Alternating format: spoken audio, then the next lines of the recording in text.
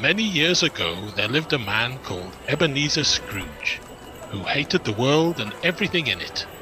But there was one thing that Scrooge hated above anything else. A thing that he hated with a terrible burning passion. That thing was Christmas. Bah, humbug. Christmas indeed. What a load of errant nonsense. I shall not be happy until it is all over and forgotten with. In fact, I shall go to bed early, and with a bit of luck, I shall not awaken until December 27th, thereby missing the entire wretched affair. No, no, no.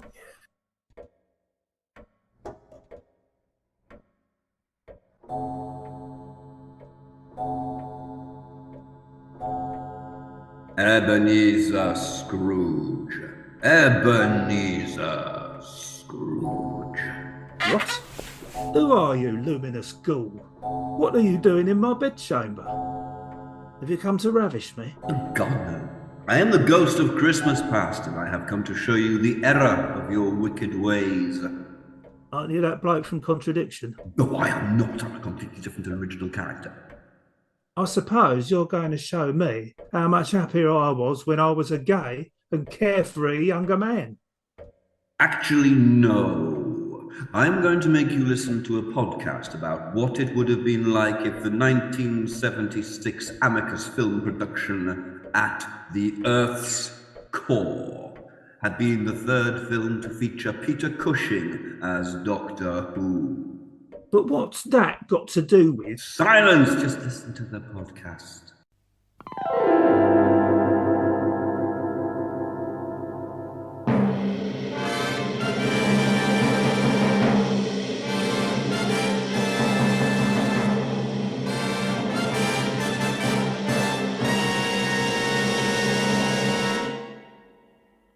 Where are we? What's going on? This isn't a normal Time Ram episode. Guys, are you there? Yes. No. Good. Well, that was slightly less dramatic than I would have liked, but never mind. Okay, fine. That's. Who wants to go again? No, I don't. I want you to go away.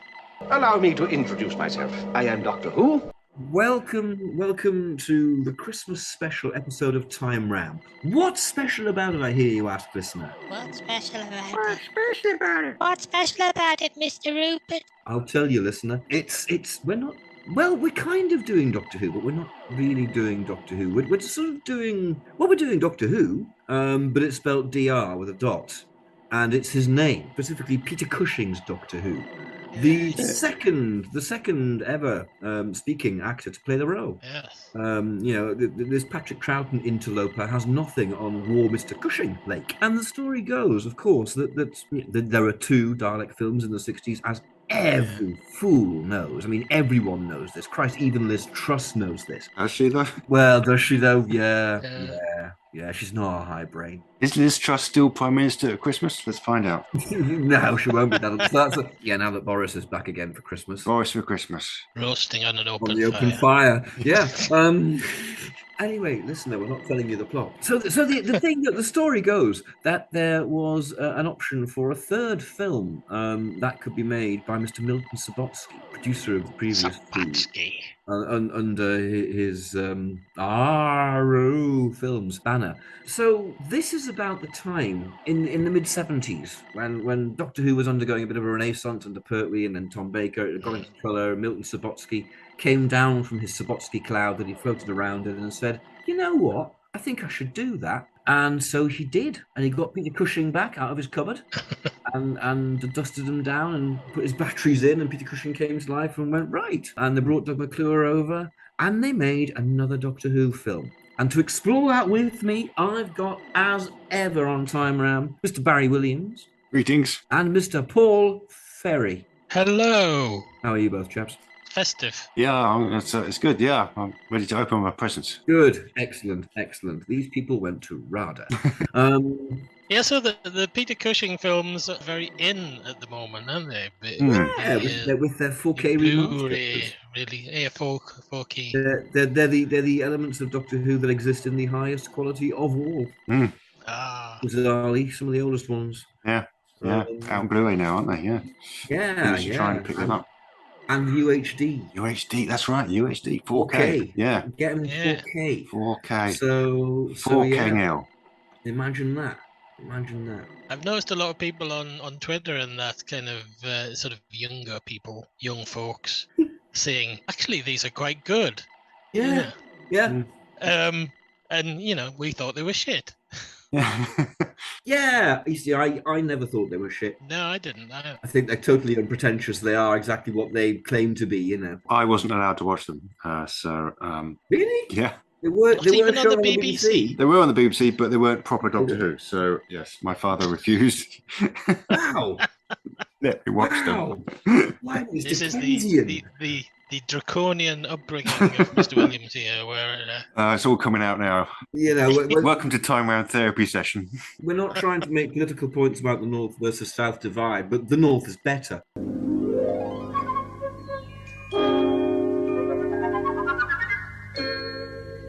But you've caught up with them since, Baz. I have caught up with them since, and I Yes. do enjoy them. Yeah, it's definitely easier to sit through. Let's talk about when we all first saw them. I guess the Paul nights can be fairly similar, but it might not be. Yeah, sort of. I just remember them being shown on during the school holidays and on Saturday mornings. They were a Right. regular Saturday morning thing. When you had that thing when Swap Shop wasn't on, and they would think, "Christ, what are we going to put on a Saturday morning?" And they'd dig up lots of films. I kind of remember them then. You think they were on a lot, but I researched this a while ago, so it's not fresh in my memory on BBC Yeah. Genome. Because I have a very distinct memory of seeing Doctor Who and the Daleks. I was off school with mumps. Yeah. And the combination of having the mumps and seeing a Dalek film really stuck in my mind. It was about 76. Yeah. And they weren't actually shown much else around then. I think they were shown in Right. 72. And I wouldn't have seen that. Well, I might have done, but I don't think it was something. But I really remember this 1976 showing. I think they showed them both, but Doctor Who and the Daleks is the one that really sticks in the mind. And another reason I remember it is that, of course, my dad built me a little Dalek, didn't he? This beautiful card and balsa wood construction, about 6 inches tall, silver and blue, ball and socket joints for the arms, head going, the whole caboodle. And I thought this was 60s Doctor Who. I thought this was earlier Doctor Who. And remember being confused as to how it looked so incredibly expensive compared to the Tom Baker episodes that we were watching. Yeah. Even at that age, it just seemed kind of, this is incredible. I thought older stuff was meant to be less good. Yeah. But, was just blown away by it. Yeah, I remember watching it probably around the same time, and I had a Palatoy talking Dalek, and I was sitting sort of, I was obviously playing with that while I was watching Doctor Who and the Daleks, and sort of transfixed by it. I left it stood in front of a fiercely hot 1970s gas fire, Yeah. And it sort of melted, the side of it melted. Oh. I did get another one afterwards. I think my parents saw I was so upset by it having had this ghastly melting death. What colour was it? They bought me another one, but was it a was red a and red black? one, Yeah, mine was a red and black. Yeah. I craved a silver and blue. Yeah. So bad. Well, yeah, my memory is of opening the Radio Times. So it was in my Easter holidays. We were actually staying at my grandparents' house and seeing it listed Doctor Who and the Daleks. And going, it's a film. We must watch this. And my dad going, no, not proper. You're not watching that. Wow, they're rubbish. And he wouldn't let me see it. Yeah. So Three Tales of 1976 there, listening. Because I assume it's all the same showing. Like I say, I think it was a bit later than that. I was old enough that I considered myself a proper fan. I'd never heard of the films. I was properly excited to see this was on, and obviously denied. If it wasn't in Doctor Who Weekly, we didn't know about it. So tonight we're kind of reimagining At the Earth's Core, released in 1976. So Peter Cushing must have made this around the same time he was making Star Wars. Not far off. Yeah. Probably just immediately before. Yeah. And what a difference between the two films. Yes. I was saying to Baz before, just before you came on, Paul, that this is a film completely out of its time. This is a 1960s film. Yeah. Mid-70s. With the mid-70s soundtrack is the only thing that gives it away. Yeah. But this is totally a 60s film. Yeah. It's amazing that after Star Wars, how the special effects kind of just really, it's literally, to coin a phrase, a quantum leap. I mean, they literally just become ridiculously more impressive all of a sudden. You can see why Star Wars blew people away, because nobody had seen anything like it. I mean, okay, maybe 2001 by Stanley Kubrick, that came out 9 years earlier, but that was it. Nothing else looked like that.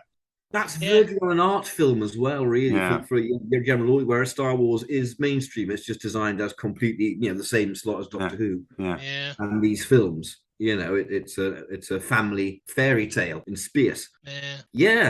But I mean, absolutely. After Star Wars, you could not get away with great lumbering rubber monsters like this. Anyway, television persisted for a bit, but I was thinking, mind you, this doesn't show Doctor Who in a good light. You're looking at the great lumbering rubber monsters and contemporary on Doctor Who. You've got things like the Zygon. Yes, it's a little bit more intellectual. Yeah. Well, just looking substantially better. But yeah. So how are we going to approach this? Should we just drill straight in? Drill straight in there, you see. Drill. It was the scientific marvel of the century, a mighty juggernaut to blast through the solid rock of the Earth's mantle At a rate of 78 feet per minute. 4,000 miles into the heart of our planet. We've been on top of the Earth long enough. It's about time we found out what's underneath. Grand scale adventure from the world's favorite writer of fascinating fiction, Edgar Rice Burroughs' At the Earth's Core, the astounding discovery of a strange, forbidding land. Only seen it before in fossilized form. A primeval nightmare world whose shadows hid the nameless terrors that were yet to come. Take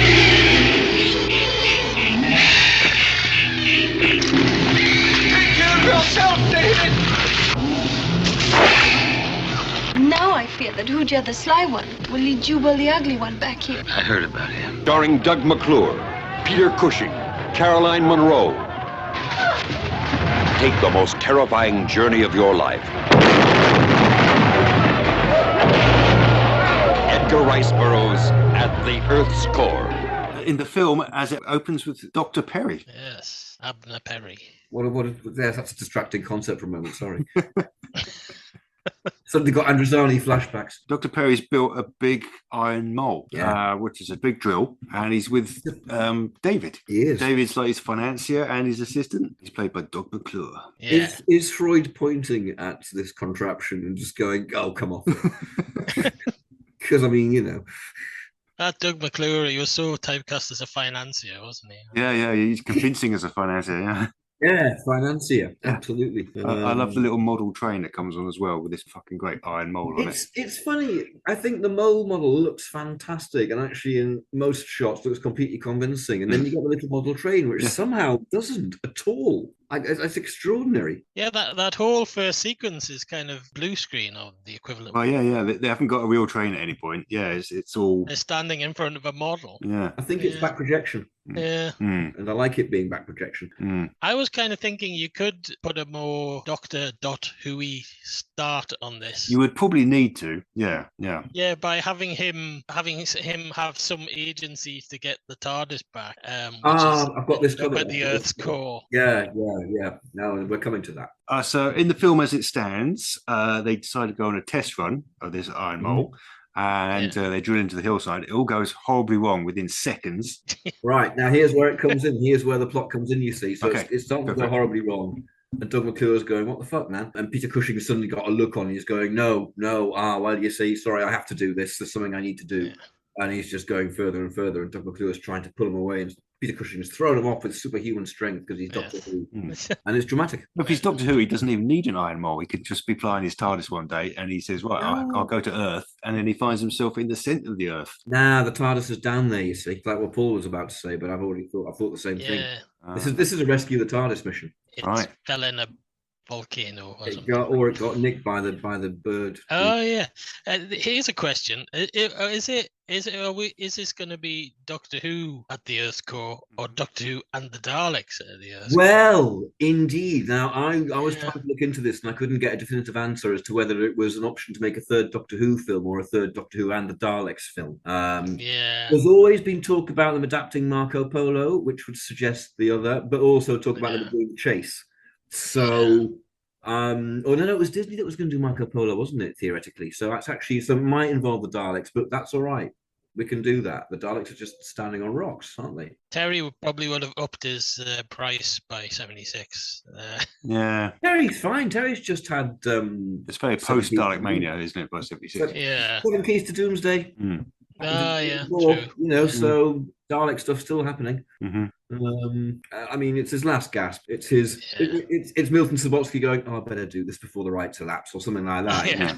Mm-hmm. That's why he bothered coming down from his cloud. He doesn't get off his cloud for more than $1 million in the morning. Can I just say, I think Milton Subotsky and Max J. Rosenberg have just got the most perfect producer names. Yeah. You just imagine them with their big cigars. They have to be, yeah. If you wanted to do Dalek Master Plan-esque kind of Hollywood, you know, film producers with exactly the cigars and the kind of the whole the whiskey, perfect name, perfect names, absolutely fascinating. So they find themselves in an alien jungle at the Earth's core, and they're immediately captured by some subhumans. And they also see some big rubber monsters. They're clearly made in suits. Big rubber monsters. Yeah. So this is kind of basically Godzilla quality stuff. You know, 50s, 60s Godzilla quality stuff. It's great big rubber suits made of foam and rubber that must have been absolute bastardry to wear. Yeah. And I was looking at this jungle and thinking it's analogous to Zeta Minor in terms of design, but Zeta Minor looks a hell of a lot better because they turned the lights down. Yeah. This thing is ugly. It's very so unatmospherically lit. The jungle scenes, and I get it. It's meant to be daylight. Yeah. But you know, no, not when you've got a big rubber monster like that. Don't throw light on it. Yeah. They're very sub Harryhausen, aren't they? They're not quite. They're nowhere near that quality. But they evoke the same feeling. You've got to speculate that the thought. It's a kind of bastard collision. This film of a Doctor Who and the Daleks film, and 100 million years BC, but without Ray Harryhausen. And possibly without the Daleks. We'll have to see how it goes. Of course, it's based on a novel by Edgar Rice Burroughs. So it's all about big, muscly men with testosterone poisoning and scantily clad women. Well, you know, Cy Grant. He did a few Pellucidar novels, didn't he? Apparently, it's like a whole series. There's Tarzan at the Earth's core. Yeah. He did Tarzan, of course. He did Tarzan. He did John Carr of Mars. I've read all the John Carr of Mars books, and they're basically exactly the same. It's all the same. It's all about people not wearing very much, fighting quite a lot. And Peter Cushing. In the middle of it, Thankfully wearing quite a lot. Hopefully wearing quite a lot and not doing much fighting. Unless his dander's up. In which case, watch it. 1 year later, he was annihilating planets. In his slippers. Really pissed him off, Just so. Just so. You may fire when ready. So they're kind of tied up with these guys that live at the Earth's core. They're also slaves, and they meet Dia, played of course by Carolyn Munro. Yes. Yeah. And there's various other people there. There's Hooja the Sly. I love that. Hooja the Sly. You know what? Hooja the Sly, he's not that clever, is he? If I was him, I'd change my title. He's not as sly as all that, is he? Yeah. He's not sly enough to not call himself Sly. Yeah, Hooja the Thick, basically. I love the extras who are playing the kind of overlord people. I don't know what they're supposed to be, sort of ape. I think they describe them as ape men, but they don't look like apes. They're called the Zargoth. Yeah, but there's one of the extras. If you watch the extras, some of them are like really getting into like the whipping and stuff. But there's one guy who is so half-hearted with his lip whipping. He's just like, have a whip. Ooh. I glanced up at the end scene when I was watching it earlier on today, and there's a big kind of hooray that goes up, apart from one extra on the side who just kind of a moment later goes, hey. There's some fantastic extra work. She's just clearly not bothered about being there. She looks like she's got the tits, you know. I died. Are they all making a noise? Make noise also. Hey. They all get taken to the city of Mayha.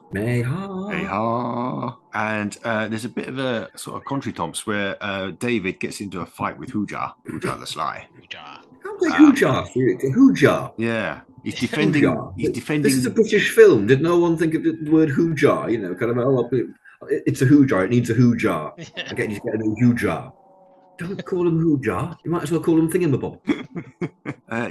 He's defending Princess Dia's honor, but then she gets really pissed off with him. He doesn't understand why. But there's another guy. There's an older guy there called Gak. It's a great character name, right? Gak. Fantastic. Yak and Hoojar. They all seem to come from the same language. I mean, J.R. Tolkien would have a problem with this story. Yeah.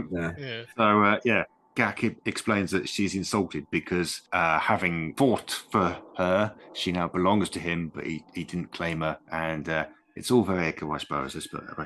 Hoojar didn't claim Caroline Munro. David didn't claim Caroline Munro. David needed to claim her. He needed to take her as his woman. Right, yeah. Rip off what few clothes she was wearing and just say, right, you're mine now, basically. Right, yeah. But he didn't do that, and she's really annoyed. Yeah. Are we going to mention Caroline Munro's bosom? We probably should mention Caroline Munro. I mean, she looks... Of course we're going to mention Caroline Munro. She looks lovely throughout, obviously. She's an attractive young lady. Arguably, her bosom is the star of the film, or the co-star. It's quite distracting. Yeah. I draw you to my earlier point about Freud pointing at the whatnot. And so we've got Caroline Munro's bosom going on. Draw your own conclusions. I would love to take a frond back. At the Earth's core! Oh, God, blimey, that's sexy, that is. Starring Sid James. Carry on at the Earth's core!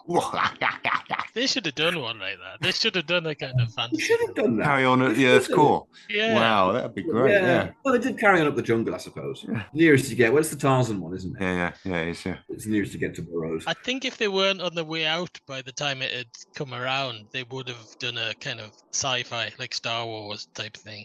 They would have done. I've always, in my head canon, it's always been called Carry On Forcing. You are disgusting. So I think we should get an info dump at this point. Yeah. Where Doug McClure goes to Peter Cushing, just like picks him up and slams him against the wall and goes, "What the fuck is going on?" And Peter Cushing says, "Well, you see, the thing is, TARDIS has been nicked." Yes. And Doug McClure punches him and goes, "What the fuck, man?" and Peter Cushing explains TARDIS. Yes. Yeah. So is Susie anywhere around? Or I was just about to address Susie. I was wondering if Susie address was Susie. tribal enough. And then I thought, how old would Roberta Toby be by this point? Oh, by 76. And how the hell old was Caroline Munro? Early 20s, I guess. Maybe she's been in the TARDIS all this time down there. It's not the TARDIS, it's TARDIS. Oh, TARDIS. In TARDIS. In TARDIS. That's actually researching this. I'm just looking up how old Caroline Munro is. She's actually 27. Well, and he said, I'll do Roberta Toby then.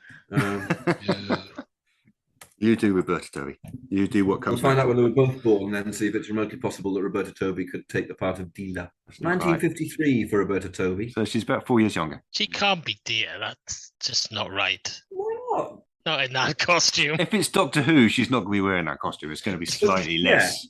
And Doug McClure isn't related to Doctor Who here, so it's not weird in that way, you know? It could be a love interest. Yeah. Unless of course Doug McClure can be Bernard Cribbins, he could be lovely Bernard Cribbins just come down with the Doctor. No, it's Doug McClure. I mean, there's no reason why it shouldn't be Doug McClure. We'd have to change the casting. It's still I like that they'd be Cushing and Doug McClure, it works. Yeah. But Dia could be Louise or Barbara or another random niece. Crew of this week, well, Doctor Who's putting about a bit, I think. More families than Patrick Troughton. They're not his children; they're his nephews and nieces. He's just got he comes from a large family. Yeah, the Who's. Yeah, but he's got a time machine. There's lots of Who's. Who's. Are we all him? Yeah. The Who dynasty. The Who dynasty. Yeah. The Cushing Who dynasty. Yeah. It's part of his master plan because he knows actually he's a kind of alternative universe Who, and he wants to break into the real Doctor Who universe with an army of Peter Cushing Who's and take over and just take them down. Tennant's going down. Tom Baker, have off with you. I always like this idea of writing a story called The Space Family Who, which was kind of like Lost in Space, but with Doctor Who and Susan arriving on Earth. Because I don't buy this thing that he's human. Arriving on Earth by some means and having to build TARDIS to get on. Oh, the pain. The pain.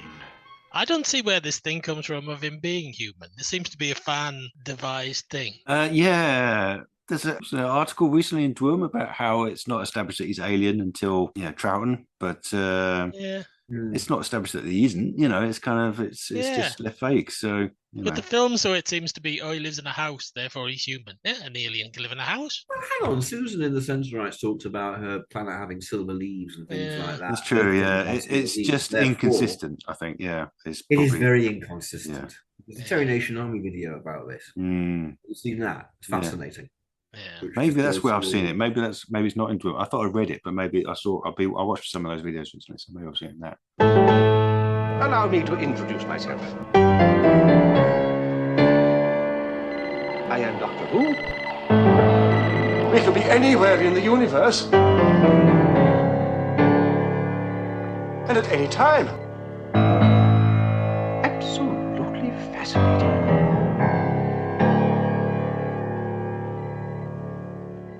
So, they get taken into the city of Mayhar, which is kind of like a big prison. It's got a door made of fire, which is quite nice. Good design choice there.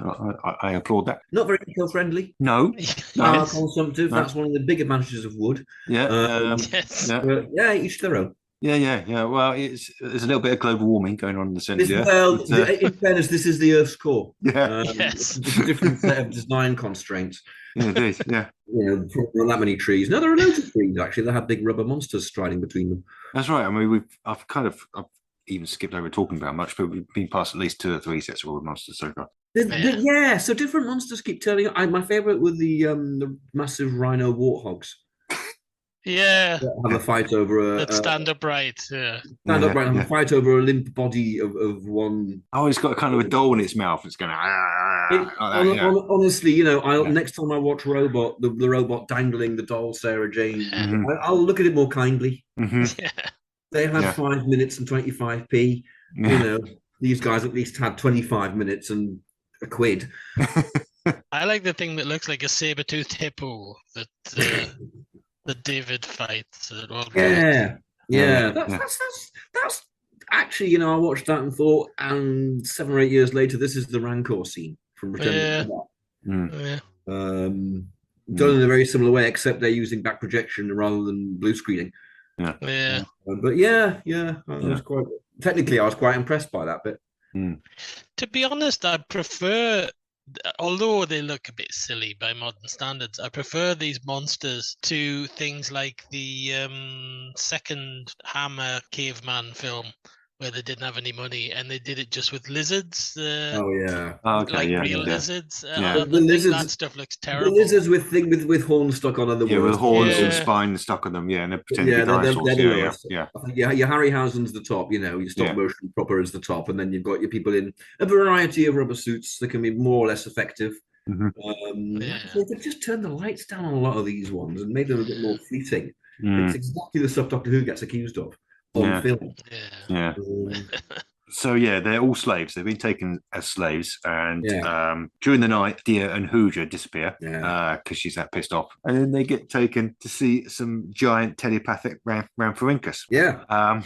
So I think here's the key point. Here's the moment where we have to decide: is this the Daleks or not? Then, because if it is, this is where I hope it's the Daleks. Let's make it the Daleks. Yeah. Good. All right, well, that was easy. It's the Daleks. On rocks. Daleks all standing on rocks then, in exactly the way that Daleks don't.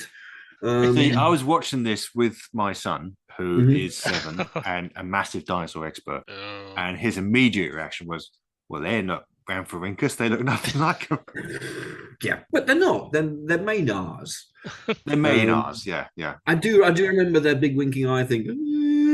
That's good. That's good. That's great. That really stuck in my mind from the first viewing in the 70s, probably when it came out, probably at the cinema. In fact, when they're standing still, they look okay. They look quite menacing. It's just when they start flying. They're flying. But I mean, absolutely, you said before the whole thing about the slavery. That's all very Dalek. The modus operandi here is completely Dalek. Doing it's totally what they do. They take over this population, subjugate them, make them work, and then exterminate them. They kind of split them up, don't they? They divide them into different slave duties, so all the attractive girls get taken off somewhere. We're not quite sure what they're going to do with them yet, but we'll find out in a bit. The Doctor gets set to work in the library. Fortunately, the Daleks haven't worked out who he is. That's good. That's fortunate. They've got the TARDIS, but they can't. Sorry, TARDIS, but presumably they can't get into it. Is TARDIS indestructible and unenterable like the TARDIS, or is TARDIS merely a police box on the outside? Do we It's know? just made of wood, isn't it? So I don't see how it would be. Well, the bridge falls on it in Dalek Invasion of Earth. All right, so maybe it's let's give it the benefit of the doubt. Okay, and say you can't get into it, right? It's like the TARDIS. Yeah. So Doctor Who's being very careful to kind of go, right, no one tell them my name. No one say, hey, Doctor Who, can you come over here and look at this? Right? Call me Bob or something. But what's his name? The Sly's listening to that and he's going, oh, Hoojar will have this. He's not. Hoojar's not there. Hoojar left. Oh, he's not. Oh, he disappeared, didn't he? Left in the night. Yeah, well, that's a shame. That's a great shame. The fact that they have a library seems very sort of counterintuitive, doesn't it? Kind of more so for the Daleks, actually. Yes, you will work in our library. Yeah. September 3rd, killed some slaves. Unless they're all kind of like propaganda treatises about how that everything's better since the Daleks have come down, and the Daleks should be in charge forever, and really Daleks are good for you. That history of Skaro with the dolls and the thals. The dolls and the thals. I always think that's like a fairy tale.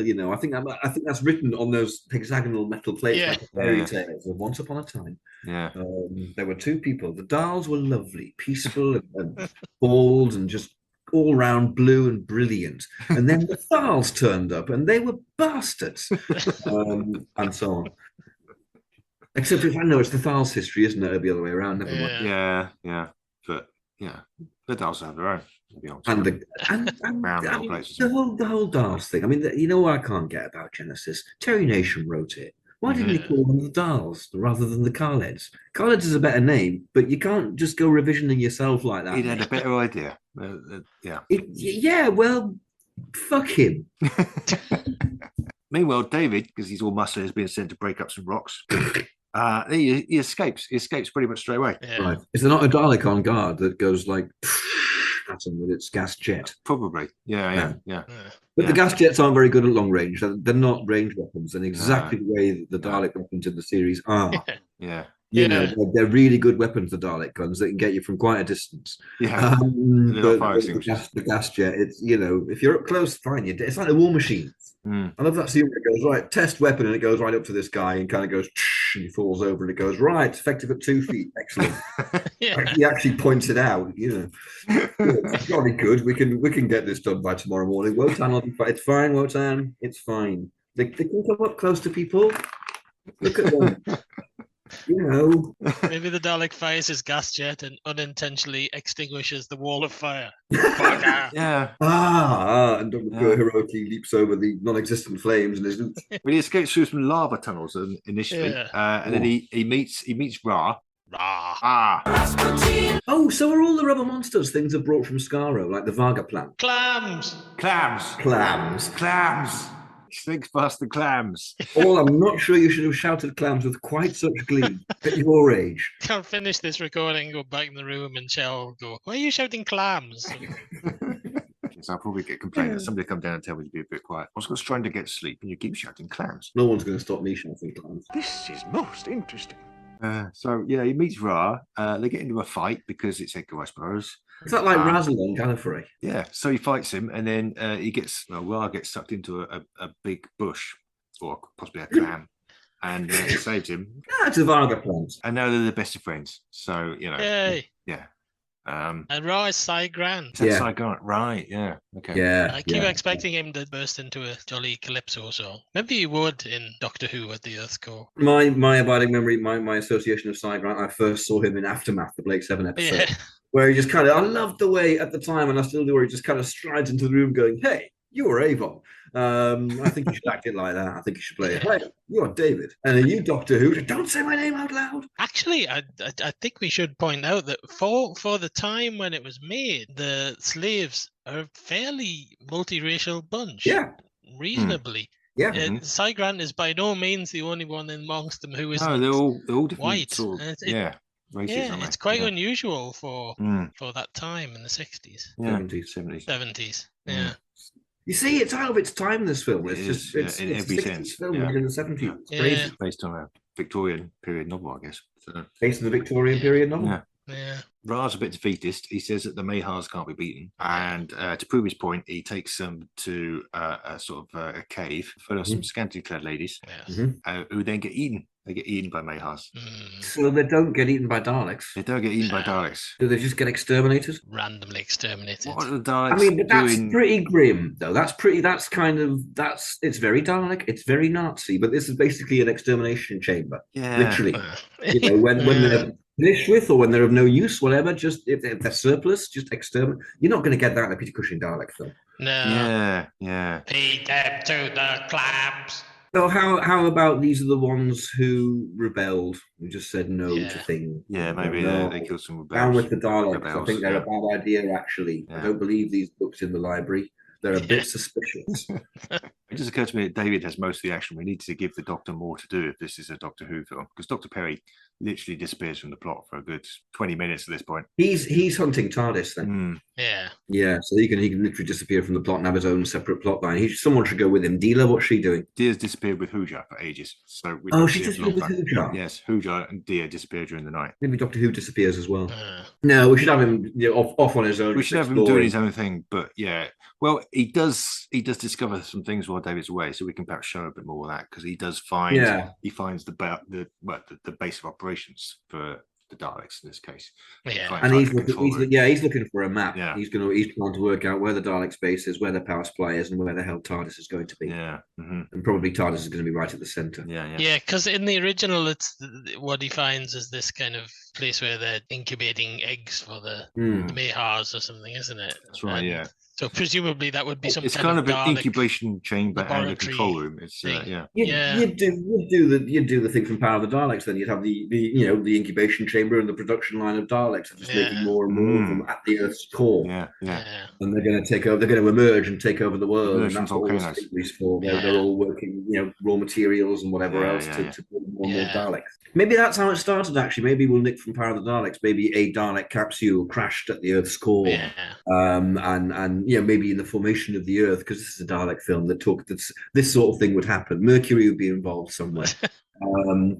Because they're revived. It's not David Whittaker. It's kind of termination. It's not David Whittaker. No, but it might have input from David Whittaker. Maybe, Maybe Terry Nation phoned David Whittaker up and said, "Look, they've sent me this script. I'm not sure about what's your advice." Mercury. All right, cheers. Put the phone down before they say, and the food machine. Yeah. I should mention as well, because this is the scene where after David's witnessed the Mahars killing these large-breasted ladies. He's just the deathless line. They must be destroyed. Yeah. And Ra agrees with him now. So they decide to destroy the Mahars, and they get immediately recaptured. Yes. David has to find a giant hippo at this point. This is the giant, the saber-toothed hippo. Yeah, hippo or slither. It'll be a slither, but it will still look exactly like that. Just call it the slither. So he does that for a bit. I mean, he does that for a good, 5-10 minutes actually. It's quite long. Yeah. It's a lengthy fight. And then they start a slave revolt. So this is where the Doctor comes into his own. He's very much getting the revolt going. You will fight for something. And he shows David the control room, the Dalek control room. Yeah. And then they escape. They run away because the revolt goes really tits up at this point. Doctor Who's done that thing. He's very, very good at getting people to go and die for him. So he can get TARDIS back. It's this flame door. They meet the flame door and they're like, we don't know what to do now.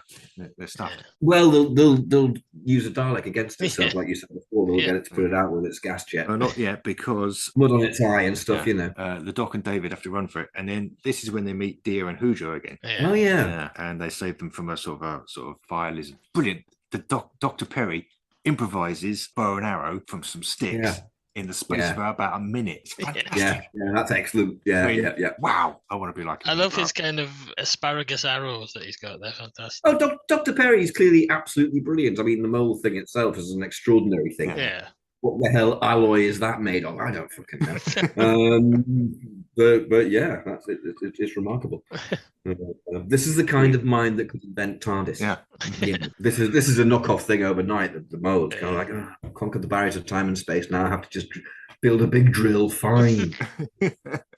I've got a Death Star next year. I mean, come on. We have some more fights. David fights Jubal, Deer's other suitor, who's even bigger bloke, and he fucks him up good. Basically, this is what I've written there. And it's Bruce Purchase. Hey, It's Bruce Purchase. is it Bruce Purchase? Oh, right. I didn't notice that. Wow, not know It's that. the pirate captain himself. Wow, brilliant. And then Hujo runs away. Peter Cushing tries to shoot him in the back, but misses. Yeah. I like that. There's a nicely ruthless aspect to Doctor Who. Doctor Who's older. He's changed. He's changed. He's seen things, man.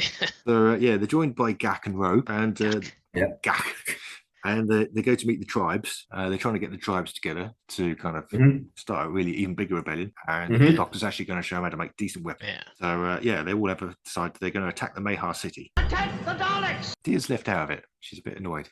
He won't take her with her because it's the 19th century, I guess. Where's Susan? Where's Susan? Oh, is she just in TARDIS? We haven't seen TARDIS. Yeah, we've not had Susie. We were about to tell her to have a cameo at the very end. Yeah. There you are, grandfather. Yeah. Type thing. Yeah. TARDIS is going to be in that laboratory, isn't it? Where the Totally manufacturing Daleks and things. Yeah. Totally it is, yeah. So short story, even shorter. Dia sees Hujo spying on them, so she sort of tags along, and they attack through the tunnels, and then it kind of goes tits up again. Dia sees Hujo get captured, and it goes to warn the Doctor and Ra because they've been sent to this laboratory, but it's a trap. I'm going to try and force Doctor Who to open TARDIS. Yeah. Well, in the film, only Ra makes it to the inner sanctum where he destroys the hatchery and then sort of sacrifices himself. But I think the Doctor needs to be there as well. He needs to be actively involved. Oh, definitely. Definitely. And David's leading the main attack. That goes terribly wrong as well. And he's got his great bit where he sees Dia and the Doctor, they're going to be fed to the Mahars. And the Doctor says, You cannot mesmerize me. I'm British. I always remember that line as a kid. Unfortunately, it's the best line in the whole thing, and we'll have to lose it. I did like. I would really much like to take a frond back with me. Early on, when he was exploring the jungle. I mean, he is the best thing in it. Cushing's having so much fun. And very much doing the same performance as Doctor It Who. is, Yeah, it's very much a Doctor Who. It really is. Yeah. I wonder if consciously, he's kind of going, well, so in his own head canon, I wonder if he's going, fine. So Doctor Who, he's doing time round. Yeah. I wonder if he kept doing that. I wonder if the year after he's going, I don't know, Doctor Who's just turned bad. He's blowing planets up now, but he's fine. He'll come back. He'll sort things out. You have the TARDIS from Alderaan. You may fire when ready. This is most interesting. Don't take TARDIS off Doctor Who. He's a Raji bastard. So, this particular film, we're kind of getting near the end, really. They shoot him with arrows. They shoot the Daleks with arrows. Well, they shoot the Mahars with arrows. The Daleks might need a bit more ingenuity. Maybe we'll put a bit more focus on the Doctor in the control room. What would be an appropriate way for the Daleks to be defeated? What would be a poetic way for them to be defeated? Put some lava. lava. I was thinking lava as well. Got lava on the head. Well, it's magnetism, isn't it? In Dalek Invasion of Earth or whatever. Yeah. Of course, the Earth, so lava. Yeah, lava. Yeah, just lava them up. So somehow the Daleks get covered in lava. Actually, that could be how the Daleks got there. They got sucked down there at the end of the last film. Oh, right. So it's 2170 AD. It's around there. Oh, no, yeah. Sorry. That's work. Mind you, Doctor Who's travelled in time. Maybe they did too. Yeah. Maybe that's why they want TARDIS, to get back to the future. Okay, so he's in the control room. Susie can come out and help him at this point. She can come out of the TARDIS. And we have a big fight in the control room. Just turns up. Extended cameo. Yeah, and Ra gets killed, but the Doctor carries on. Yeah, Ra gets killed, but hey. So it's not even a Calypso. They all have to escape because the city explodes at this point. Well, they escape in TARDIS, presumably. TARDIS, Yeah. Hujar falls in some fire. He's fucked. Yeah. And that's it, really. Yeah. Okay, since they escape in TARDIS, are we assuming TARDIS is now control them and get an end scene, or have they literally just left the film at this point? They've got to what they wanted. Doctor Who's that fucking, focused. It's the 70s, he can fly the TARDIS. Now I dematerialise, that's how I escape. Good. And the film ends just without Doctor Who. No, he comes back. He comes back to pick up David. David's there. He comes back to pick up David, okay, fine. It's a very Edgar Rice Burroughs ending, this, where David wants to take Dia back to England. Because, they're shagging now. They are. But Dia says, no, I'm a savage. I don't want to live in Victorian England civilization. I'm not going with you. Yeah. Very Tarzan. So that's it. And there's a comedy ending where they come out of the Earth next to the White House. Except presumably they don't, because they're leaving TARDIS. They're leaving TARDIS, yeah.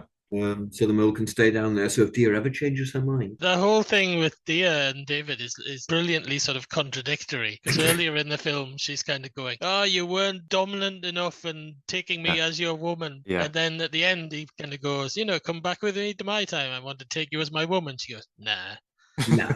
So when he is dominant, she's not having it. She ain't having it. Women. When I was watching it earlier on, the opening scene, the scene where they meet, where they're being dragged along in the chain gang, basically, just practically salivating over him the way she's playing it. Yeah. You think, like, you can tone it down a bit, Not the most subtle film. It's not subtle at all. But you can't mesmerize it. It's British. I mean, I was mesmerized by it, but so was my son. My son sat and watched the whole thing, not really moving, which for a film of that period is pretty good. Yeah. It's entertaining. It's thoroughly entertaining. There you go. So it did its job, just as it did for us. So, I mean, for a long time, I've totally seen it as being a third Doctor Who film. There's nothing that says it isn't. The fact that McClure is constantly going, "Hey, Doc," doesn't hurt. It's constantly referring to him as the Doctor. Well, yeah, it could be Doctor Who using a pseudonym, Yeah, well, it could. He decided for reasons to go back to Victorian times to build a giant iron mole. Maybe that's where he actually comes from. Yeah. So would its full title be Doctor Who and the Daleks at the Earth's core? At the Earth's core. 1850 AD, yeah. I think it would. I think that's exactly what it should be, yeah. We need a mock-up poster really now, don't we? We really do, yeah. In colour, which wasn't much of a novelty in 1976. Not so much, no. Well, it was thoroughly entertaining. Yeah, I enjoyed it. great, yeah. I don't think we've changed it much, but I think it would still be thoroughly entertaining, isn't it? Yeah, we've just added on some stuff to it rather than changing it. We haven't had to change anything. Yeah. So, do you think this would be better than At the Earth's Core? Would it be better for the inclusion of Daleks? It would have Daleks in it, so that would probably lift it over the Mayhars, and the Mayhars are not fantastic. They're a bit of a letdown, but the Daleks would be, a nice not surprise. It would be a really curious film to put out in 1976. Yes. Wouldn't expect a Doctor Who movie to be out in 76. No. Bet Tom Baker's sitting there going, "I've got the script for fucking Scratch Man here. What is wrong with you? This is why I drink to excess." No, we've done this loose adaptation of an Edgar Rice Burroughs novel and released that instead.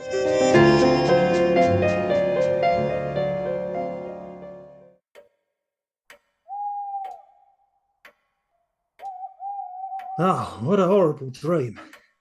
I think I need a hot toddy to realign my humours.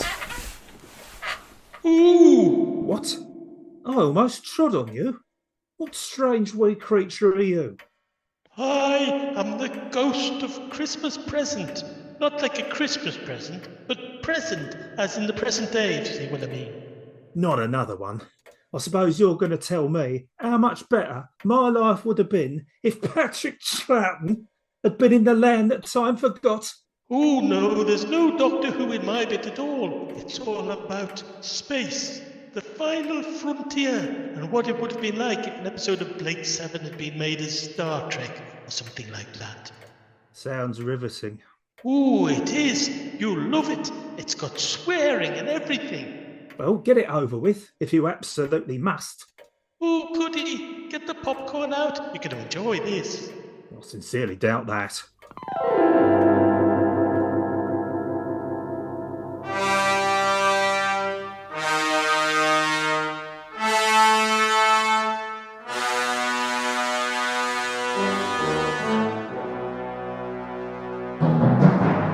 Space Ram. The shows that we'll be selecting from are the original Star Trek, Blake 7, Space 1999, Buck Rogers in the 25th Century, Fireball XL5, and Firefly. And that comes to 262 episodes. This could go horribly wrong. So 6 series, 262 episodes. Yeah. The number we have, 44. 44. That I think will be Star Trek. Nice. And it is. It is The Trouble with Tribbles. Yay! Excellent. And the series. Yeah. 1 to 6. 5. 5. That is Fireball XL5. 2 weeks later. I don't know about you, listener, but I wish I was a spaceman, the fastest guy alive. You might have gathered from that, or you might not if you've never heard of it, that we're doing Fireball XL5 this evening as part of Space Ram, which is our take on Time Ram, which is in space. Okay, Venus? Okay, Steve. Right, let's go.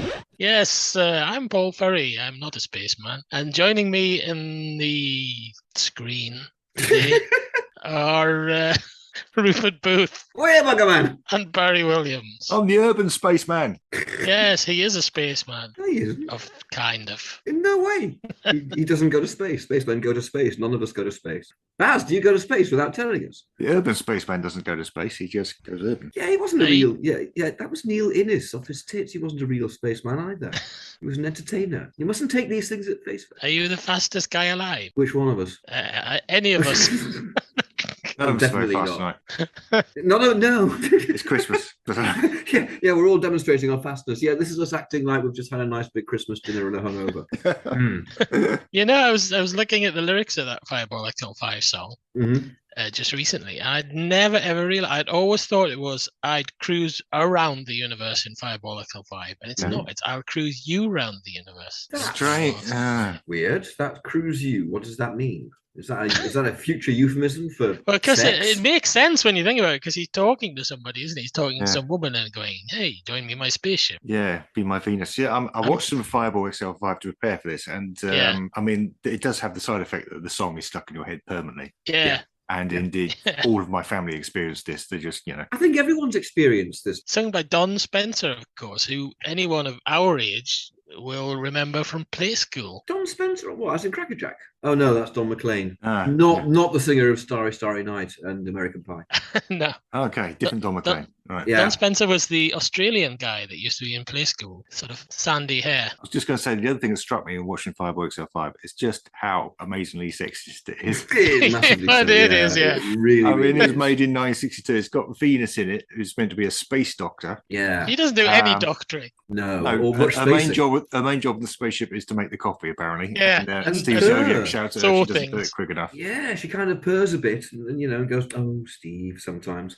Yeah. When he's been reckless like the man. Yeah. Doesn't it make contemporary Doctor Who look extraordinarily forward-looking in that way? I mean, I know It does, yes, Susan falls over and breaks her ankle up, but at least Barbara stands up to the Doctor and Edge's destruction and gives them a fucking shouting. Yeah. I can't imagine Venus doing that. A few episodes in, Venus gets given a mission of her own, and the Professor Matix, says, "I'm not sure I agree with a woman being in charge of a mission." Yeah. And you're reeling from that, and they introduce this character called Jock, and Jock has two main defining characteristics. First, he is Scottish. Never. Yeah. And I thought he was second, Welsh. he hates women. Oh This is my God. explicit, and it's stated in the dialogue that he hates women. And everyone just goes, "Oh, Jock," like it's one of his amusing funnily enough, foibles, you know. Now, I can do an excellent Star Trek connection here because you get that same sort of, as an undertone in the episode with the Jack the Ripper spirit, Ray Jack. Oh, yeah. Dagger of the Mind. Where it's talking Dagger of the about Mind, Scotty. yeah. Oh, no, it's not. It's a later one. It's not that. It is Scotty, though. It's Lights of Zatar. It's Lights of Zatar, where he's falling for someone, and it's kind of referred back to. There was an incident that made Scotty a bit weird about women for a while, but he seems to have got over it. Look at the way he's going on with her, And I thought at the time, that's really odd. That's really out of what? Sorry, you're saying that Scotty, the famous alcoholic aboard the Enterprise, hated women as well. I mean, great. Yeah. It's obviously something about Scots people. Yeah. So. No, I mean, Jock is basically Scotty, isn't he? I mean, Dr. McCoy is frequently completely blatantly racist to Spock. I mean, it just is. Looking at it nowadays, the more, he's just, you green-blooded, pointy-eared hobgoblin. Yes. Yeah, it's a little uncomfortable. Yeah. What substitute what other words could be used, and it's not. You've just got to imagine they're really, really good mates, and it is the Bants. Yeah. It does appear to be the Bants the way they play it. So apart from at the times where it's really serious. Apart from those times, yeah. Which is actually quite a lot. But apart from those times, you can play. Yeah, it's the Bants. Other times they're just racist. Just doing a bit of the old racist Bants. Scotty's a drunken woman beater. Kirk's command ain't looking great right now. He's desperately pointing at Uhura and Sulu going, "No, look." You do have to wonder how much of Star Trek's kind of sort of forward-thinking supposed attitude is kind of retrofitting by fans, during the 70s when there was nothing much If you compare happening. it to, Fireball XL5, they are probably quite forward-looking. You've got to look at the context, haven't you? To compare it to Doctor Who, it's very forward-looking, certainly in terms of casting. Mm. You have a very visible black lead, a very visible Asian lead on the bridge. You don't have that in Doctor Who for the original run. Yeah. Actually, I was just thinking until the new series. Where's the Black Companion, for example? Yeah. So, even the comics were more ahead of that because you had Sharon in 1978. I know. I keep hoping Sharon's good at it. But Sharon was great. I don't know about anybody else, but I was really disappointed at the time. There's a one where Sharon suddenly gets older. Yeah. And I thought, because she was like kind of the age I was. I was thinking, she was like my age, and now she's like, she has become a woman. Yes. I remember looking at Sharon having grown up and going, she has become now being a couple of years younger, but still going, Sharon. Become a woman. Wearing those tight-fitting costumes at that point, doesn't she? Yeah, in cat suits. I just started looking a little bit less at the inaccurate time rotors. A little bit. I still knew they were there, but yeah, Sharon. Right. I'm preparing a meal right now. I just adore your French cooking. What's on the menu today? Blue pills, pink pills, or those delicious capsules that you make up? Should we get on with the Tribble, do you think? Okay. Yeah. So, the Trouble Tribbles opens with the Enterprise or Fireball flying to space station. Yeah. Well, you got the title sequence first of all, haven't you, with the Fireball XL5, and then they're taking off, and then they're flying to K7, which is in disputed territory with the Klingons. Yeah. Well, I can still imagine it's called K7 and it's a space station. Yeah, I don't think you're going to get the politics, are you? You're not going to get the Klingons. You're not going to get the Klingons. You're not going to. You're going to cram it into 25 minutes. So you've got to cut quite a few characters. Yeah. So you might need to simplify this quite a lot. Yeah, it is just going to start with Steve Zodiac going, "We're going to the space station to pick up some space wheat." Space wheat. And that's it. And that's it. Yeah. And Venus goes, "Yes, quattro critically." And Matt Matic goes, "Oh, look at the woman being clever," and his head falls off because he's a puppet. Robert the robot goes, "Going home," and the bean counters at headquarters go, "Oh Christ, they're launching. That's another one of those fucking wheel things that goes off into the valley full of wheel things. How much are they? About $1 million each? Great."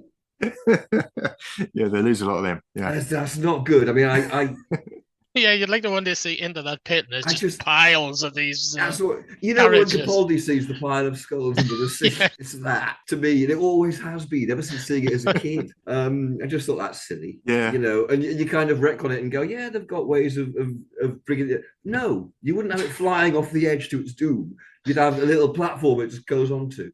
With buffers, guys. It's a bit of string on it. You can put it back, or something. A big, massive bungee. Maybe there's a team of guys that have got this kind of that they're like Sisyphus. They just go down there and bring this thing up.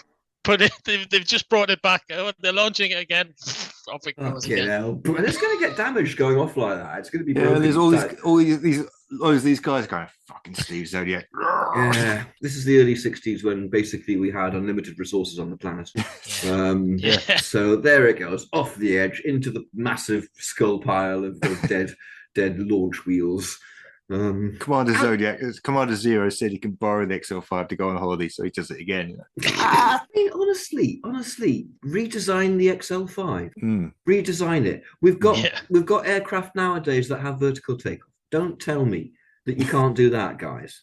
Did Professor Matic design it? He's shit. It seems to be able to do it on any alien planet apart from Earth. That's true. Yeah. To do a vertical takeoff. They don't build that ramp every week. No. This is a Dido Harding thing, isn't it? This is at some point during the development process, a contract was put out to someone to supply these wheel things for like 10 years of operation. And they're damn well going to supply them, and they damn well have to be used and signed off at a cost of $1 million each time, and everyone's really frustrated. And it's bad management. It's there's still corruption in the future, and Dido Harding has been rendered as a puppet, which is great. Practically looks like one anyway. Actually, they all do. Michael Gove, I mean, he is Pob. Yeah. He is Pob. He looks like a puppet, doesn't he? Yeah. Boris Johnson's clearly had someone's hand up his arse manipulating him for a long time. and Liz Truss is animatronic, but they're not very good. It's like Zaphod's head in Hitchhikers. Yeah. It's an approximation of a human being. It can move its head around a bit. It can open its mouth, and it can roll its eye a bit, but it doesn't convince. It's rubber. No. It's not real. I love that. Speaking of Zaphod's head, I love that clip of Mark Wing Davey that they occasionally bring up on things on some chat show where you can see he's sitting there they're asking him about it and he's just wanting to go, it's shit. But you can see it in his face. He just wants to go, it's shit. And I can't walk because if I just move anywhere, the gears strip. Yeah. You know what they should have done? They should have stuck a hand up behind his back. Yeah. Puppet. Do it like a Muppet. Give it animation. It works. Yeah. And yes, you have the long shots where it's just static. All right. Maybe put a little turning mechanism in that so it's got some movement. Yeah. But really, Yeah. Anyway, I'm just telling Mike Kelp what to do. He's done all right. He owns the biggest visual effects company in the country now, Artem. None of which is relevant. No. Yeah. We've got a little off track there. 5XL5, they get a message from this space station. Actually, they probably don't get a message. Probably Commander Zero tells them to go there from the word go. Yeah. Commander Zero.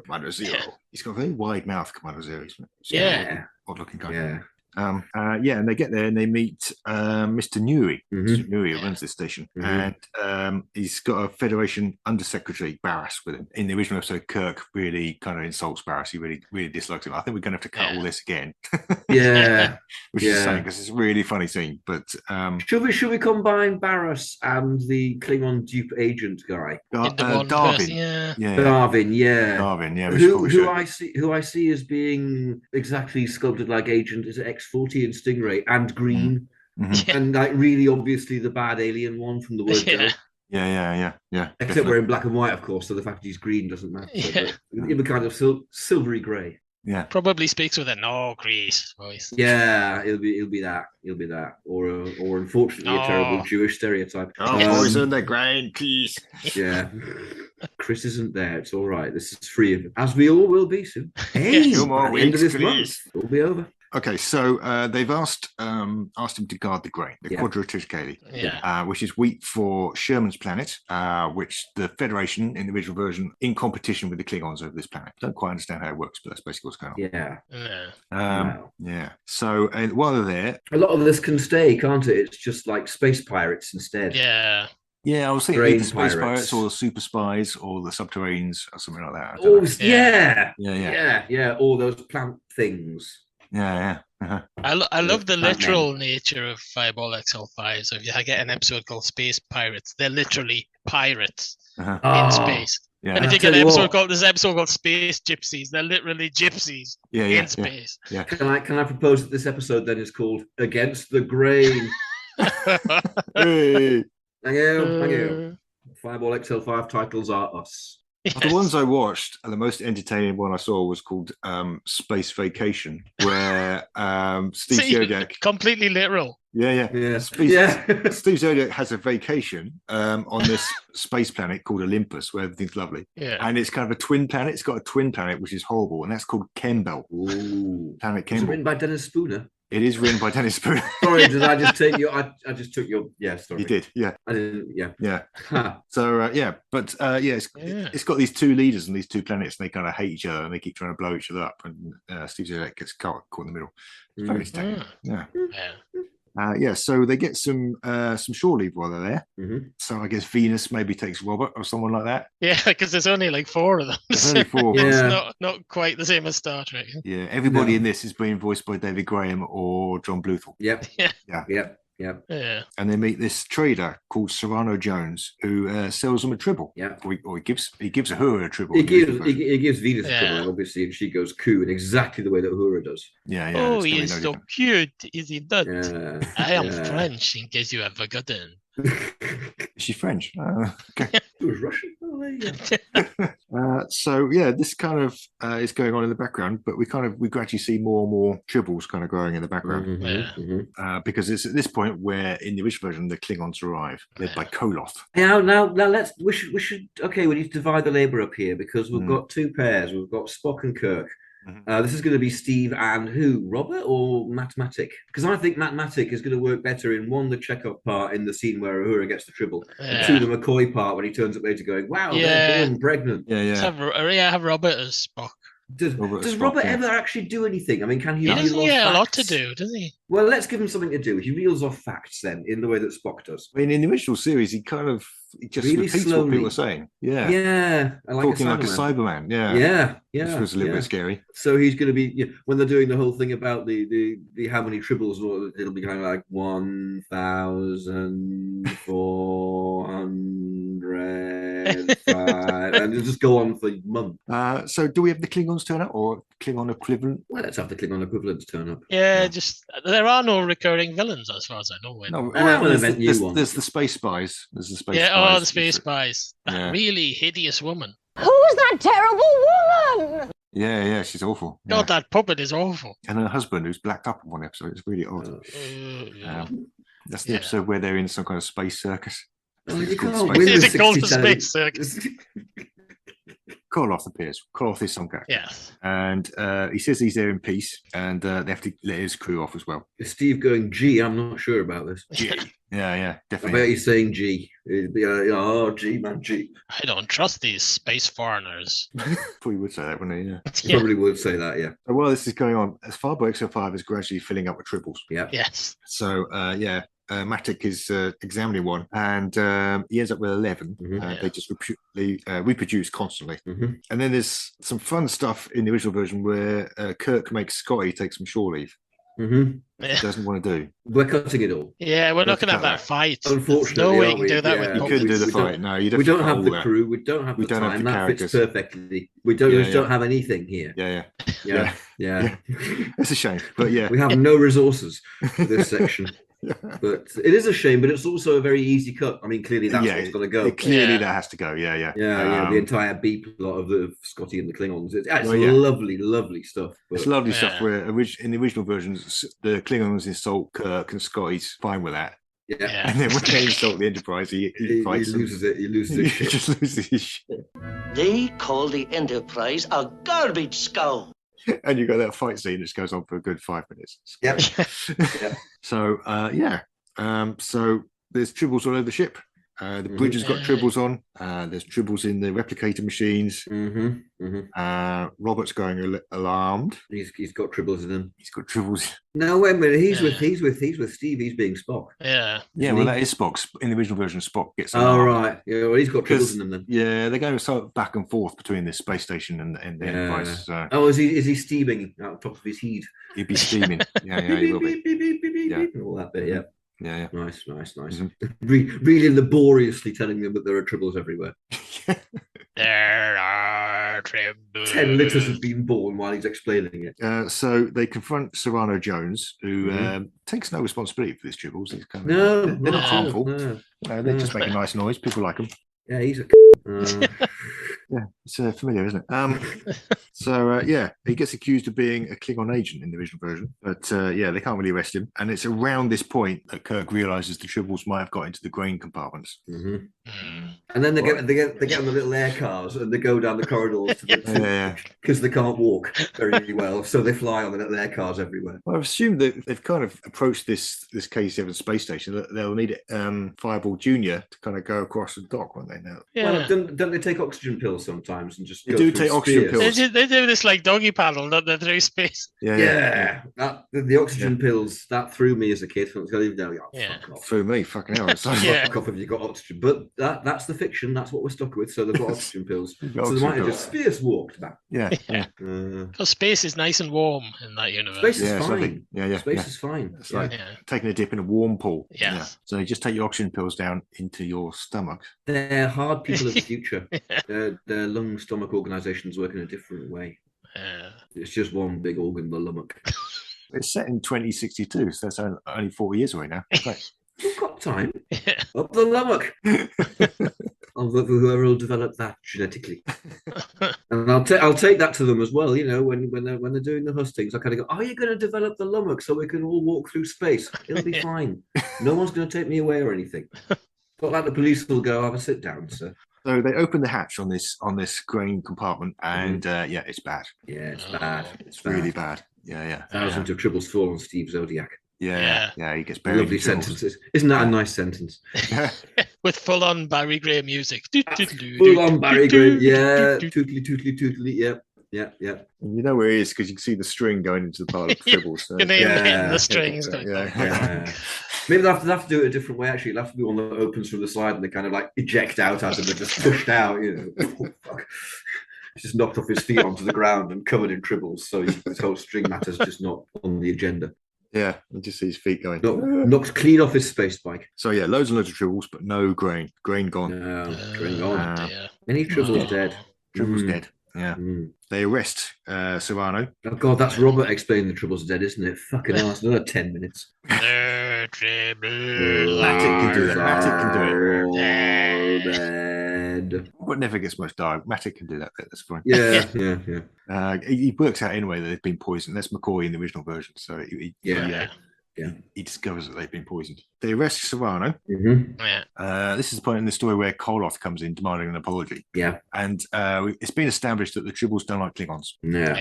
And they don't like diving. No, they don't like diving. Yeah. They don't like diving. No. And so, they work out pretty quickly. McCoy does his thing on him. Yeah. And he's a Klingon. Matic doesn't, though. Yeah. Matic doesn't do that. He doesn't do it.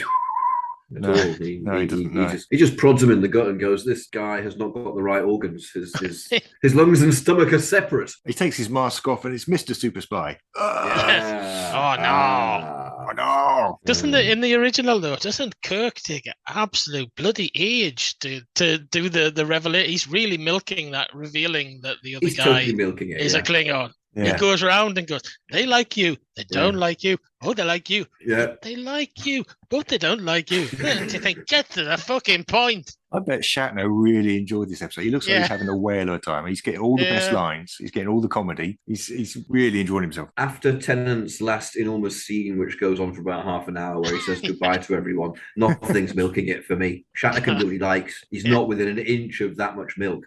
He's not within a churn of it.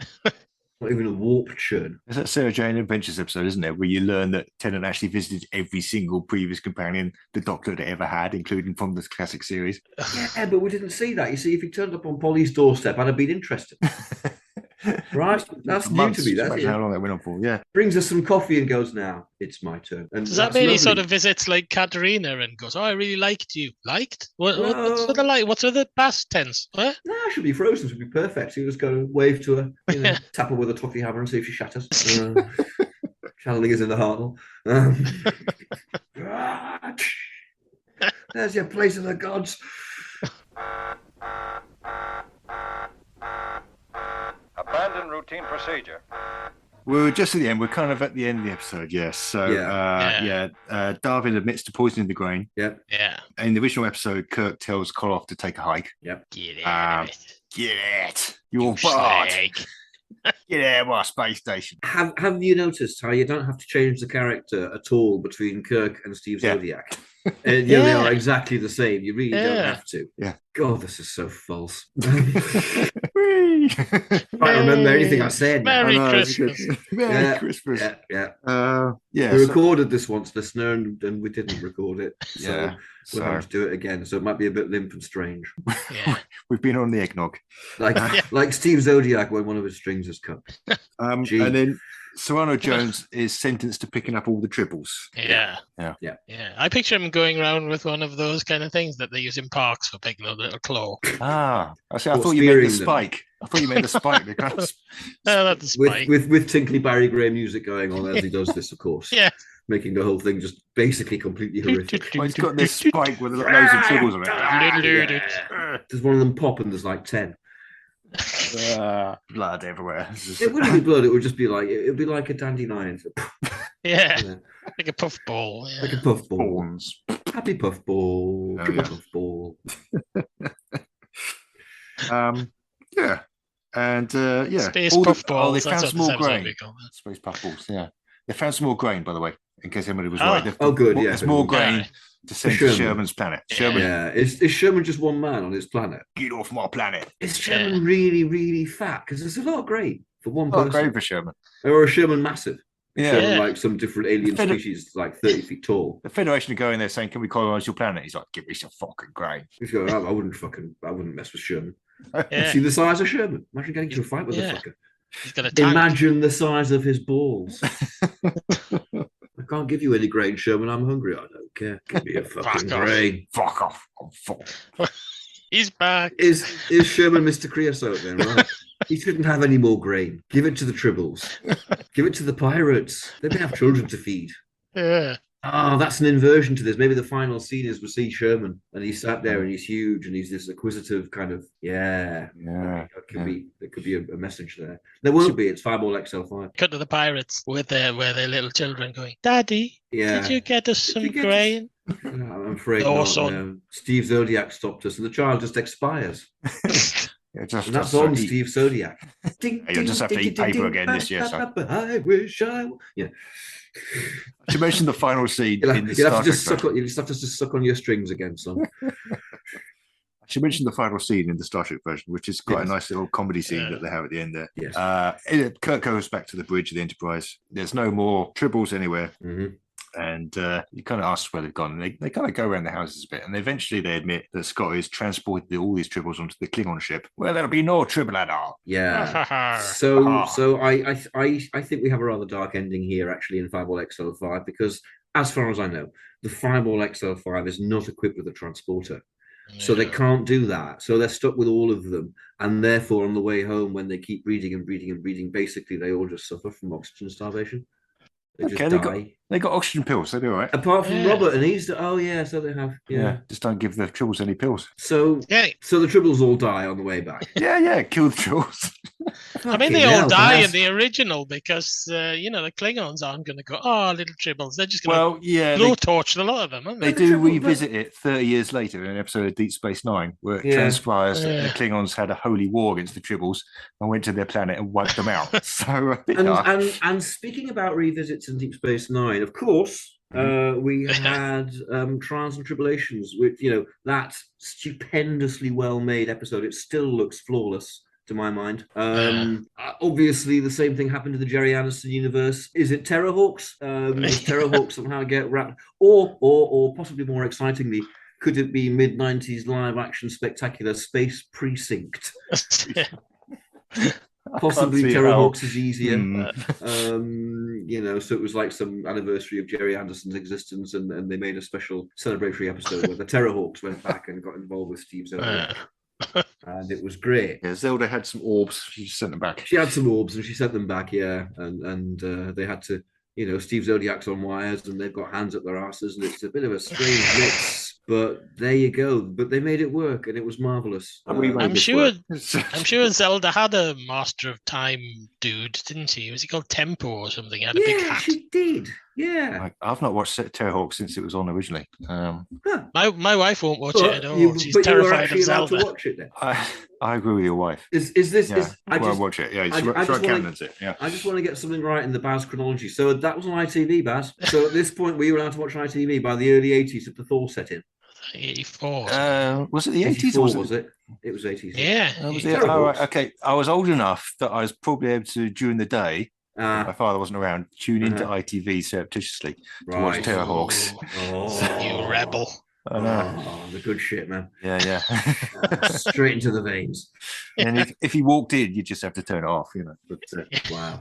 Right. So at the end of the day, I suppose we should end spleen. Is the Fireball XL5 version of this of the Trouble with Tribbles better than the Star Trek one? Yeah, it's vastly superior, obviously. Yeah. Is it? Yeah. Right. Yeah. I am erring towards infinite no, personally. Yeah. But it'll be entertaining, especially if you have it my ending and they all die on the way back. And the Fireball XL5 is just endlessly cruising into the bleak night.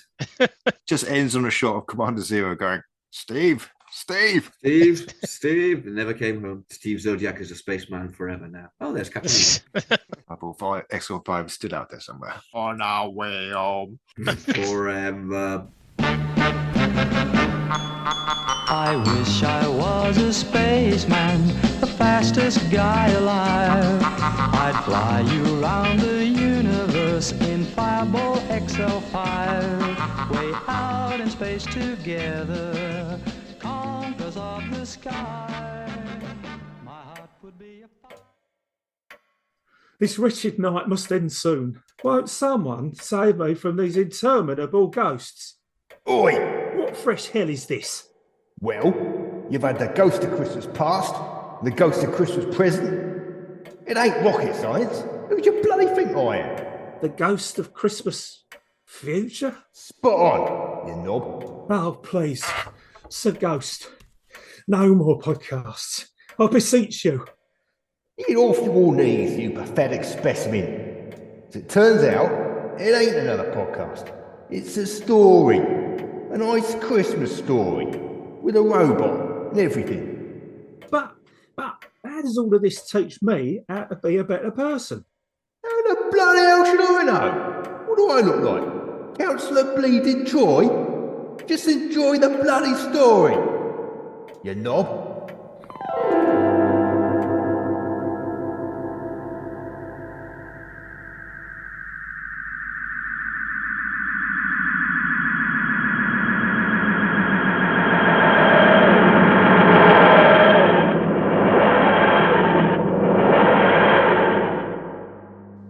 Merry Christmas, Rochella. The doctor thrust a brightly wrapped package into the hands of his travelling companion. Thanks. I haven't got you anything. She hadn't intended to gabble that out quite so swiftly, but perhaps it was for the best to get any possible misunderstanding out of the way. Besides, this demi-faux pas was nothing compared to what escaped her mouth when the parcel was opened. What the hell is this?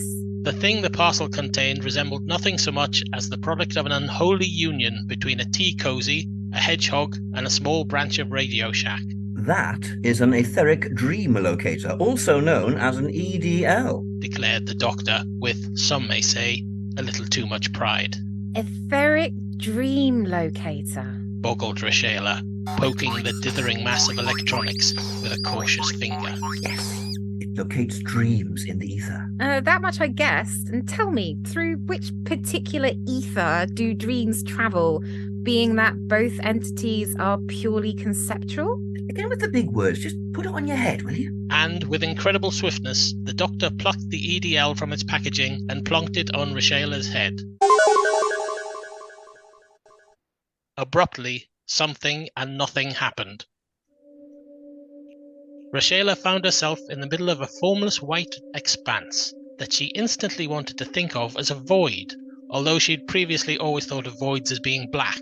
She looked around, the movement of her feet upon the non-surface failing to make an inaudible lack of silence. Where am I? Doctor? Rochella was starting to panic. Welcome to the world of your dreams, projected the doctor in a tone of voice that he had borrowed from P.T. Barnum, and he popped into existence with whatever the implosive opposite of a pop is. I think not. There's generally a bit more going on in my dreams. The doctor looked around and nodded. Yeah, it is a bit of a non-event, isn't it? A white robot appeared. Hello, said the white robot. Now that is interesting, declared the doctor, rather rudely talking about the robot while seemingly ignoring it. I've seen robots like this before. Have you? Where? In the land of fiction. The doctor replied with a distant, faraway look on his face, as if he was remembering something from long ago. The land of fiction? Rochella wrinkled her nose. Is that your way of saying you're just making it up? Not at all. The land of fiction was... well, it's a little difficult to explain. Anyway, the point is that you weren't there, so how could you be dreaming about it? I couldn't. So by the process of elimination, this must be your dream. I never dream. All sentient creatures dream. Well, not me. At least not in this regeneration. I think I had a daydream once, but it was mostly about carrots. All right, I'm taking the hat off. The doctor leapt forward to prevent Rochella from removing the EDL. No, you mustn't. If you break the dream connection, you could kill us all. Rochella scowled. So not only did you make me a gift of an unwanted dream hat this Christmas, you've made me the gift of a potentially lethal unwanted dream hat. Cheers, Doctor. Hello, repeated the robot. The doctor ignored him. Wait a minute, said the doctor, pacing around a bit, leaving Rochella feeling foolish standing there in a silly dream hat next to some random robot. What was that you said before? Rochella was aware from past experience that when the doctor said, "What was that you said before?"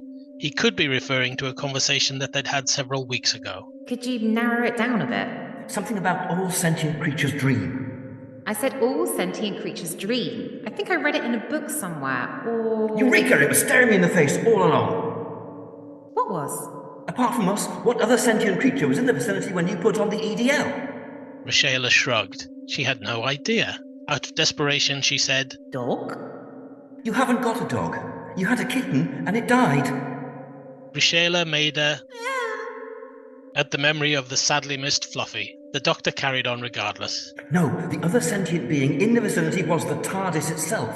The TARDIS is a sentient machine, a living thing. And it was with me in the land of fiction back in the day. Rochela was amazed. You mean we're in the TARDIS's dream? Well, it makes sense. The TARDIS has sentience, but ultimately it's a computer, lacking in imagination, which would explain why this dream is so... He groped around for the best word. Boring? Harsh, but nevertheless accurate. Hello, said the white robot for a third time. On this occasion, it elicited a response from the doctor, who whirled round to face the pallid machine. Do you know where you are, white robot? Yes, replied the softly spoken machine. I am in a dream. I am called into being here quite regularly. And do you consider yourself to be real? The robot made a gentle whirring sound that was the mechanical equivalent of a chuckle. Of course not. I am illusory, not a delusory. Rochela leaned around the doctor's shoulder and asked, Does the TARDIS ever dream of anyone or anything else? The robot shook its head. No, just me. Sometimes I am called upon to organize memory files. Other times I just wander around a bit. Rochela sank into a cross-legged position, her face creased with a heavy frown. Poor old TARDIS. What a dull old dream life she has. The doctor was striding around again, as he was wont to do when lost in thought. The robot watched him pass back and forth, fascinated by what to anyone else would seem an extremely mundane series of events. Rochela had come to learn that it was best not to interrupt the doctor when he was cogitating, even though such a mood could go on for some time. Eventually he said, It's very simple, really. I gave the EDL to the wrong person. Rochela, you don't need it, do you? No, said Rochela honestly. But if I linked it into the TARDIS... Suddenly, Rochela knew what the doctor was thinking. The TARDIS could share our dreams. Exactly! All the imagination of the humanoid mind, all the drama, all the passion. The word passion brought home the full implications of this suggestion to Rochela. Oh, hang on, though. I'm not sure I want all of... That's settled, then. Interrupted the doctor, spinning on his heel. He grabbed the hand of the white robot and shook it heartily. My mechanical friend, next time you're called into being, there will be all kinds of excitement here. Monsters so close, you can feel their fire. Alien worlds so real, you must be there. Nice, said the white robot. Rochela let out a sigh of resignation. She wasn't quite sure what the TARDIS would make of her fumble with Gail Cooper behind the bike sheds in year 12, but was certain it couldn't do it any harm. Can I please take this hat off now? Of course you can, smiled the doctor, delighted with his own cleverness. I need to get back and sort out a new present for you, and I think I know just the thing. For the second time this Christmas, Rochela knew real fear.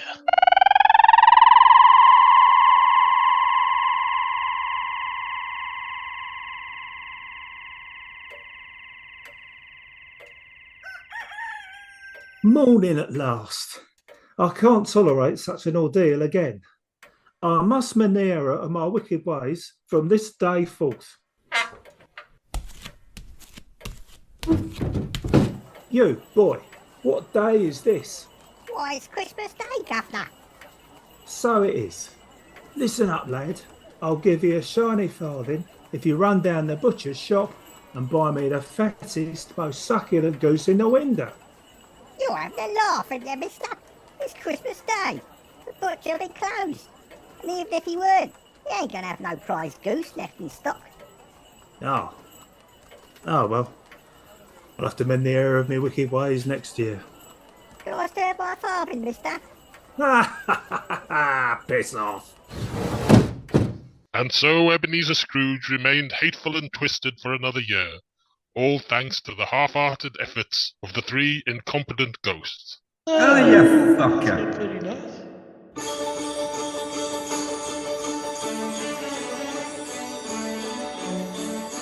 You have been listening to the Time Ram Christmas Special, starring Rupert Booth, Paul Ferry, and Barry Williams, with special guest stars Melanie Clark and Steve Palace. You can find us on Twitter via @RupertBooth, @PaulFerry8, and @BazTimeRam, or at our website, timeram.com. We also have a Facebook group. Search Time Ram Podcast to join us. Thanks also to Ben Jones for providing original music. Give yourself a Christmas treat and find more of his stuff at soundcloud.com. Link via our website at timeram.com. Or give us a Christmas treat and support the production of this podcast by setting up a subscription with us at patreon.com/timeram, where you get access to exclusive content. Join us next year for more exciting adventures. Oh, and a happy Christmas to all of you at home. Hey!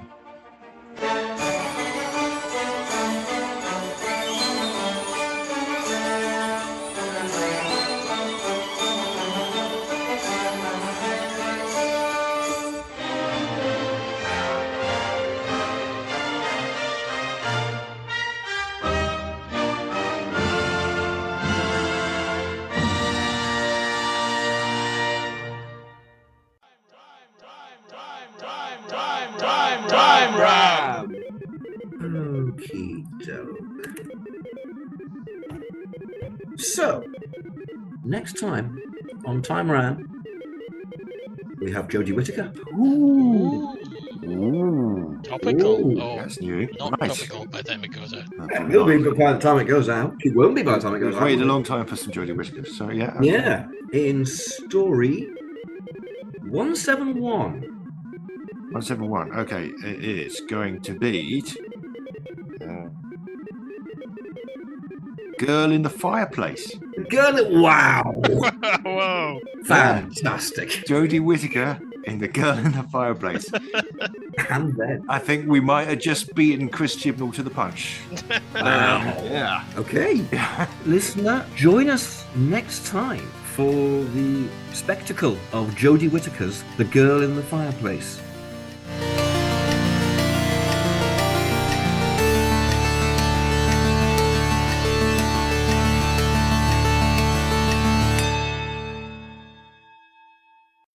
Direction Point! Direction Point! A Doctor Who podcast network.